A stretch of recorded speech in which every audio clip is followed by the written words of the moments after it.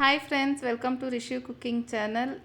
ಸಿಂಪಲ್ಲಾಗಿ ಅಷ್ಟೇ ಟೇಸ್ಟಿಯಾಗಿ ಎಣ್ಣೆ ಬದನೆಕಾಯಿನ ಮಾಡೋದು ಹೇಗೆ ಅಂತ ನೋಡೋಣ. ಒಬ್ಬೊಬ್ಬರು ಒಂದೊಂದು ರೀತಿಯಲ್ಲಿ ಮಾಡ್ತಾರೆ, ಬಟ್ ನಮ್ಮ ಮನೇಲಿ ಯಾವ ರೀತಿ ಮಾಡ್ತಾಯಿದ್ದೀವಿ ಅಂತ ತೋರಿಸ್ತಾ ಇದ್ದೀನಿ. ಸಿಂಪಲ್ಲಾಗೆ ತುಂಬ ಟೇಸ್ಟಿಯಾಗಿರುತ್ತೆ. ಫಸ್ಟು ಒಂದು ಫ್ರೈ ಪಾನ್ಗೆ 3 ಟೇಬಲ್ ಸ್ಪೂನ್ ಆಗೋಷ್ಟು ಕಡಲೆಕಾಯಿ ಬೀಜನ ಹಾಕಿ ನೀಟಾಗಿ ಡ್ರೈ ರೋಸ್ಟ್ ಮಾಡ್ಕೊಬೇಕು. ಇದಕ್ಕೆ 1 ಟೇಬಲ್ ಸ್ಪೂನ್ ಬಿಳಿ ಎಳ್ಳು, 5ರಿಂದ 6 ಗೋಡಂಬಿ, 1 ಇಂಚು ಚಕ್ಕೆ, 2ರಿಂದ 3 ಲವಂಗನ ಹಾಕಿ ನೀಟಾಗಿ ಡ್ರೈ ರೋಸ್ಟ್ ಮಾಡ್ಕೊಬೇಕು. ನಮ್ಮ ಕಡೆ ಮೇನ್ ಇಂಪಾರ್ಟೆಂಟ್ ಇಂಗ್ರೀಡಿಯೆಂಟ್ಸ್ ಅಂದರೆ ಕಡಲೆಕಾಯಿ ಬೀಜ, ಬಿಳಿ ಎಳ್ಳೆ, ಅದನ್ನು ಕಂಪಲ್ಸರಿ ಹಾಕಲೇಬೇಕು. ನೆಕ್ಸ್ಟು ಅದೇ ಫ್ರೈ ಪಾನ್ಗೆ 1ರಿಂದ 2 ಟೇಬಲ್ ಸ್ಪೂನ್ ಆಗೋಷ್ಟು ಆಯಿಲ್ ಹಾಕಿ ಒಂದು ದೊಡ್ಡ ಸೈಜ್ ಈರುಳ್ಳಿ, 1 ಗೆಡ್ಡೆ ಬೆಳ್ಳುಳ್ಳಿ, 1 ಇಂಚು ಶುಂಠಿನೂ ಹಾಕಿ ನೀಟಾಗಿ ಫ್ರೈ ಮಾಡ್ಕೊತಾ ಇದ್ದೀನಿ. ಇಲ್ಲಿ ಒಂದು ಚಿಕ್ಕ ಗಾತ್ರದಷ್ಟು ನೆಲ್ಲಿಕಾಯಿ ಗಾತ್ರದಷ್ಟು ಹುಣಸೆ ಹಣ್ಣನ್ನು ಹಾಕಿ ನೀಟಾಗಿ ಫ್ರೈ ಮಾಡಿಕೊಂಡು ಒಂದು ದೊಡ್ಡ ಸೈಜ್ದು ಟೊಮೆಟೊನೂ ಸೇರಿಸ್ತಾ ಇದ್ದೀನಿ. ಟೊಮೆಟೊ ಸಾಫ್ಟ್ ಆಗೋಗಂಟ ನೀಟಾಗಿ ಫ್ರೈ ಮಾಡಬೇಕು.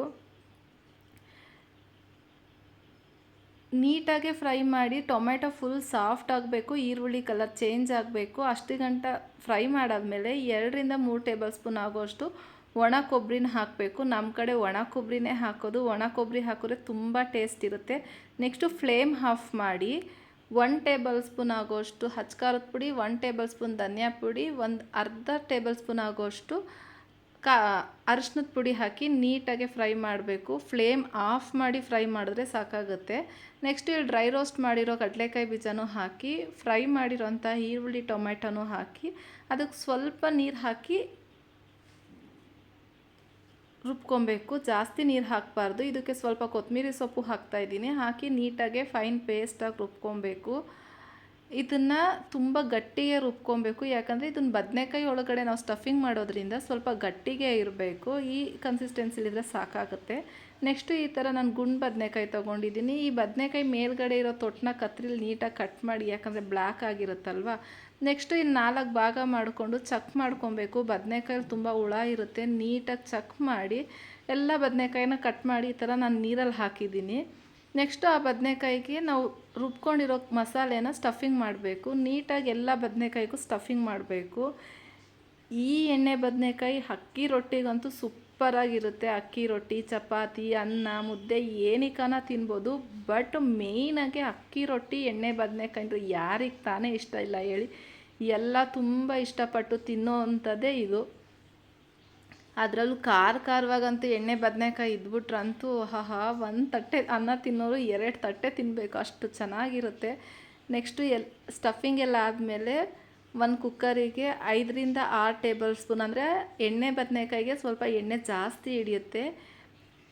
ನಿಮ್ಮ ನೋಡಿ ಎಣ್ಣೆ ಹಾಕ್ಕೊಂಡು ಸ್ವಲ್ಪ ಸಾಸಿವೆ, ಕರ್ಬೇವಿನ ಸೊಪ್ಪು, ಈರುಳ್ಳಿ, ಹಸಿಮೆಣ್ಸಿನ್ಕಾಯಿನ ಹಾಕಿ ನೀಟಾಗಿ ಫ್ರೈ ಮಾಡಿದ್ದೀನಿ. ಈ ಫ್ರೈ ಆದಮೇಲೆ ನಾವು ಸ್ಟಫಿಂಗ್ ಮಾಡಿರೋಂತಹ ಬದನೆಕಾಯಿನ ಈ ಥರ ನೀಟಾಗಿ ಹಾಕಬೇಕು. ಈ ಎಣ್ಣೆಲೇ ಬದನೆಕಾಯಿ ಒಂದು 50% ಎಣ್ಣೆಲೇ ಫ್ರೈ ಆಗಬೇಕು. ಸೊ ಹಾಗಾಗಿ ಎಣ್ಣೆ ನಿಮ್ಗೆ ಎಷ್ಟು ಬೇಕೋ ಅಷ್ಟು ಹಾಕ್ಕೊಳ್ಳಿ. ಜಾಸ್ತಿನೇ ಹಾಕಬೇಕು ಎಣ್ಣೆ ಬದನೆಕಾಯಿ ಅಂದಮೇಲೆ. ಅದಕ್ಕೆ ಮೇಲ್ಗಡೆ ರುಚಿಗೆ ತಕ್ಕಷ್ಟು ಉಪ್ಪು ಹಾಕಿ ಬದನೆಕಾಯಿ ಉಪ್ಪು ಖಾರ ಎಲ್ಲ ನೀಟಾಗಿ ಹಿಡಿಯುತ್ತೆ. ಎಣ್ಣೆ ನೀಟಾಗಿ ಫ್ರೈ ಮಾಡಿ ಎರಡೂ ಕಡೆನೂ ಫ್ರೈ ಮಾಡಬೇಕು. ಒಂದು 5 ನಿಮಿಷ ಲಿಡ್ನ ಕ್ಲೋಸ್ ಮಾಡಿ ಅದನ್ನು ಬೇಯಕ್ಕೆ ಬಿಡೋಣ. ನೀಟಾಗಿ ಫ್ರೈ ಆಗಬೇಕು. ಮೇಯ್ನ್ ಅಂದರೆ ಎಣ್ಣೆ ಬದನೆಕಾಯಿ ಎಣ್ಣೆಲೇ ನೀಟಾಗಿ ಫ್ರೈ ಆದ್ರೇ ಅದ್ರ ಟೇಸ್ಟ್ ಇರೋದು.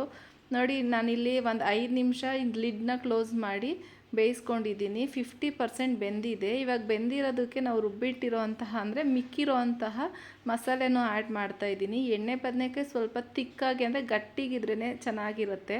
ಸೊ ಹಾಗಾಗಿ ನಿಮ್ಮ ಕನ್ಸಿಸ್ಟೆನ್ಸಿ ನೋಡಿಕೊಂಡು ನೀರನ್ನ ಆ್ಯಡ್ ಮಾಡ್ಕೊಳ್ಳಿ.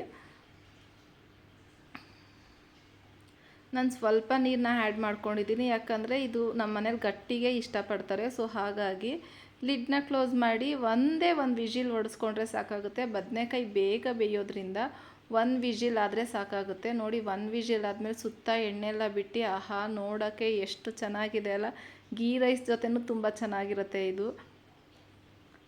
ನೆಕ್ಸ್ಟು ಮತ್ತೆ ಸ್ಟವ್ನ ಆನ್ ಮಾಡಿ ಮೇಲ್ಗಡೆ ಒಂದು 1/2 ಟೇಬಲ್ ಸ್ಪೂನಷ್ಟು ಗರಂ ಮಸಾಲ, ಒಂದು ಚೂರು ಕೊತ್ತಂಬರಿ ಸೊಪ್ಪು ಹಾಕಿ ಒಂದು 5 ಮಿನಿಟ್ಸ್ ಹಾಗೆ ಲಿಡ್ನ ಕ್ಲೋಸ್ ಮಾಡಿ ಬೇಯಿಸ್ಕೊಂಡ್ರೆ ಎಮ್ಮಿಯಾಗಿರೋ ಅಂಥ ಎಣ್ಣೆ ಬದನೆಕಾಯಿ ರೆಡಿ ಆಗುತ್ತೆ. ವಿಡಿಯೋ ಇಷ್ಟ ಆದರೆ ದಯವಿಟ್ಟು ಲೈಕ್ ಮಾಡಿ, ಶೇರ್ ಮಾಡಿ, ಕಮೆಂಟ್ ಮಾಡಿ. ಇದೇ ಥರ ಸಪೋರ್ಟ್ ಮಾಡಿ. ಇನ್ನೂ ನನ್ನ ಚಾನಲ್ನ ಸಬ್ಸ್ಕ್ರೈಬ್ ಆಗಿಲ್ಲ ಅಂದರೆ ದಯವಿಟ್ಟು ನನ್ನ ಚಾನಲ್ನ ಸಬ್ಸ್ಕ್ರೈಬ್ ಮಾಡಿ. ಸಿಂಪಲ್ ಆ್ಯಂಡ್ ಟೇಸ್ಟಿ ರೆಸಿಪಿಗಾಗಿ ರಿಷು ಕುಕಿಂಗ್ ಚಾನಲ್ನ ವಾಚ್ ಮಾಡಿ. Thank you. ಬಾಯ್.